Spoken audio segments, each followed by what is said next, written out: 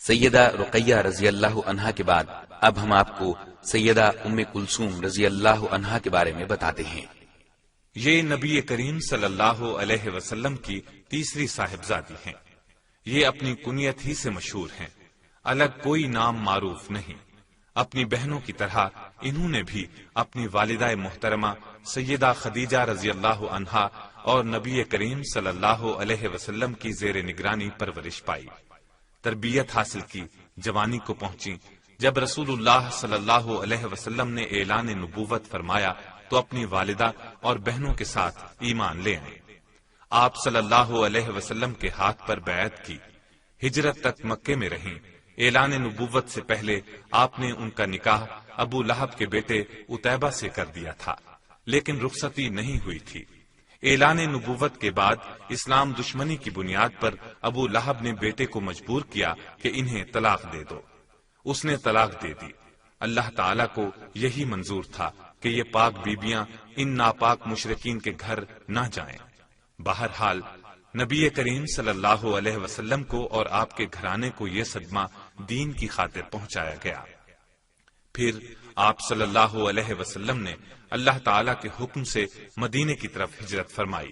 غزوہ بدر کے بعد سیدہ رقیہ رضی اللہ عنہا وفات پا گئیں۔ سیدنا عثمان رضی اللہ عنہ پر ان کی وفات کا بہت اثر تھا، نہایت غمگین رہتے۔ نبی صلی اللہ علیہ وسلم نے انہیں اس درجے مقموم دیکھا تو فرمایا، اے عثمان، مجھے اللہ تعالیٰ نے حکم دیا ہے کہ میں اپنی دوسری بیٹی تیرے نکاح میں دے دوں۔ جو مہر رقیہ کے لیے مقرر ہوا تھا اتنا ہی ام کلثوم کا مہر ہو۔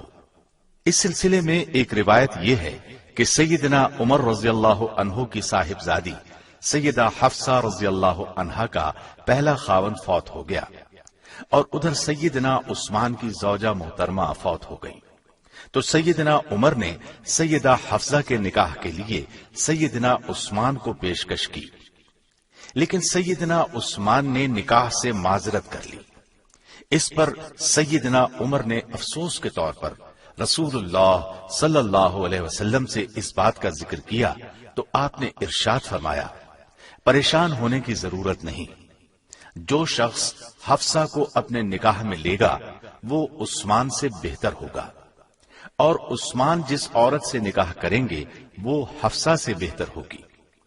چنانچہ اسی فرمان کے مطابق سیدہ حفصہ سے نبی کریم صلی اللہ علیہ وسلم نے خود نکاح فرمایا، اور سیدہ ام کلثوم کا نکاح سیدنا عثمان سے ہوا۔ اس طرح سیدنا عثمان کو نبی کریم صلی اللہ علیہ وسلم کا دوہرا داماد ہونے کا شرف حاصل ہوا، اور یہ شرف پوری دنیا میں کسی کو نہیں ملا۔ کسی نبی کی دو بیٹیاں یکے بعد دیگرے دنیا کے کسی شخص کے نکاح میں نہیں آئی۔ ایک اور بڑا اعزاز سیدنا عثمان رضی اللہ عنہ کے حصے میں یہ آیا کہ سیدہ ام کلثوم رضی اللہ عنہا سے ان کا نکاح اللہ کے حکم سے ہوا۔ اس سلسلے میں انہیں ذوالنورین کا لقب ملا، یعنی دو نوروں والا۔ یہ نکاح ربیع الاول 3 ہجری میں ہوا۔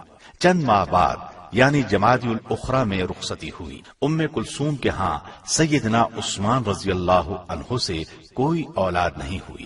جب تک سیدہ رقیہ اور ان کے بعد سیدہ ام کلثوم عثمان رضی اللہ عنہ کے نکاح میں رہیں، انہوں نے اور کسی عورت سے نکاح نہیں کیا۔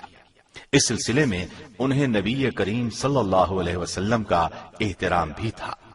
بھلا وہ اس بات کو کیسے پسند فرماتے کہ ان کے کسی اقدام سے سیدہ ام کلثوم رضی اللہ عنہا کو رنج پہنچتا، اور اگر انہیں رنج پہنچتا تو ظاہر ہے کہ نبی صلی اللہ علیہ وسلم کو تکلیف ہوتی، اور یہ بات سیدنا عثمان رضی اللہ عنہ کو کسی قیمت پر گوارا نہ تھی۔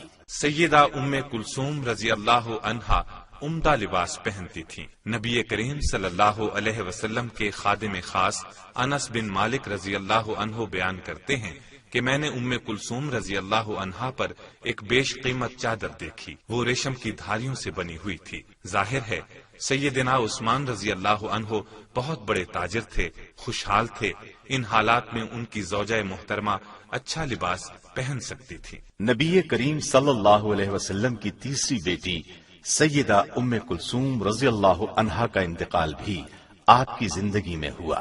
چنانچہ ماہ شعبان 9 ہجری میں سفر آخرت پر چلی گئیں۔ انا للہ و انا الیہ راجعون۔ نبی کریم صلی اللہ علیہ وسلم کی 3 بیٹیوں اور صاحبزادوں کا آپ کی زندگی میں انتقال کر جانا عجیب اتفاقات قدرت میں سے ہے۔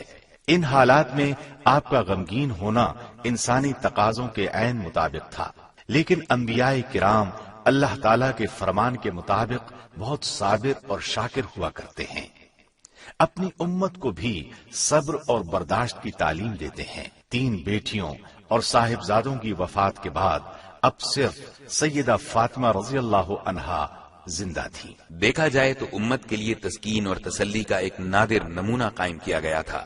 امت کو بتا دیا گیا کہ جب ہمارے نبی صلی اللہ علیہ وسلم کو اپنی اولاد کے معاملے میں یہ صورت پیش آئی کہ ایک صاحبزادی کے سوا کوئی اولاد زندہ نہ رہی، تو اگر ہمارے لیے ایسی صورت ہو تو ہمیں بھی صبر اور حوصلے سے کام لینا چاہیے، اللہ کی رضا میں راضی رہنا چاہیے۔ اللہ تعالیٰ کا ارشاد ہے، لقد كان لكم في رسول الله أسوة حسنة، یعنی تمہارے لیے اللہ کے رسول میں بہترین نمونہ ہے۔ جب سیدہ ام کلثوم رضی اللہ عنہا کا انتقال ہو گیا تو سیدنا عثمان رضی اللہ عنہ بہت غمگین ہوئے۔ ان حالات میں نبی صلی اللہ علیہ وسلم نے ان کی تسکین کے لیے فرمایا، اگر میرے پاس کوئی اور بیٹی ہوتی تو میں اسے بھی عثمان کے نکاح میں دے دیتا۔ ایک دوسری روایت میں ہے کہ آپ نے فرمایا، اگر میرے ہاں 10 بیٹیاں ہوتی تو میں یک کے بعد دیگرے عثمان کے نکاح میں دے دیتا، یعنی عثمان کے ہوتے ہوئے میں کسی کو ترجیح نہ دیتا۔ سیدہ ام کلثوم کو سیدہ صفیہ بنت عبد المطلب، سیدہ اسماء بنت امیس اور ام عطیہ انصاریہ رضی اللہ عنہن نے غسل دیا۔ نبی کریم صلی اللہ علیہ وسلم نے غسل کے بارے میں ہدایات فرمائیں کہ بیری کے پتے والے پانی سے 5 یا 7 بار غسل دیں، پھر کافور کی خوشبو لگائیں، اس کے بعد مجھے اطلاع دیں۔ لہذا اسی طرح کیا گیا۔ جب آپ کو اطلاع دی گئی تو آپ نے کفن والے کپڑے اس طرح پکڑائے، پہلے ایک چادر، پھر ایک قمیص، پھر ایک اوڑھنی، اس کے بعد ایک اور بڑی چادر جس میں تمام جسم کو لپیٹ دیا گیا۔ اس طرح سیدنا ام کلثوم رضی اللہ عنہا کو کفن دیا گیا۔ نبی صلی اللہ علیہ وسلم نے خود نماز جنازہ پڑھائی، پھر انہیں جنت البقیع میں لایا گیا۔ نبی صلی اللہ علیہ وسلم قبر کے قریب بیٹھ گئے، صدمے کی وجہ سے قبر میں نہیں اترے۔ سیدنا علی، سیدنا فضل بن عباس اور سیدنا اسامہ بن زید رضی اللہ عنہم قبر میں اترے۔ صحیح بخاری میں ہے، سیدنا انس رضی اللہ عنہ فرماتے ہیں کہ ایک مرتبہ نبی صلی اللہ علیہ وسلم ام کلثوم رضی اللہ عنہا کی قبر پر تشریف فرما تھے اور آپ کی آنکھوں سے شدت غم سے آنسو جاری تھے۔ اللہ تعالیٰ کی ان پر ہزار رحمتیں نازل ہوں۔